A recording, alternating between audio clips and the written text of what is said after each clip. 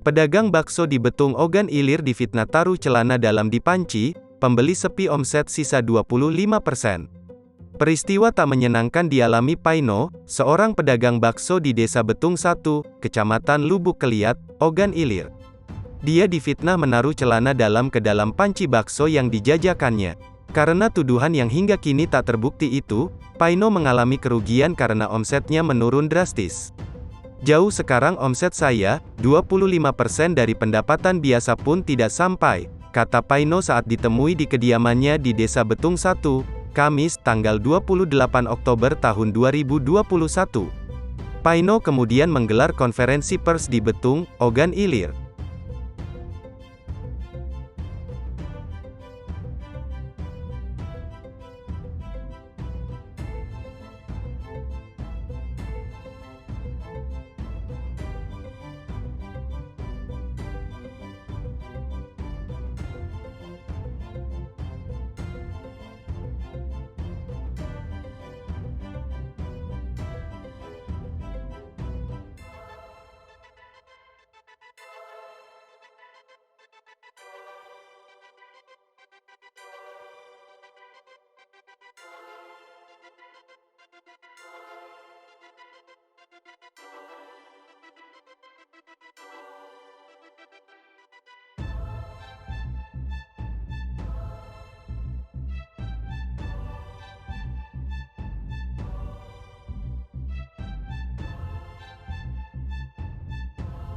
Insya Allah sukses di masa yang akan datang.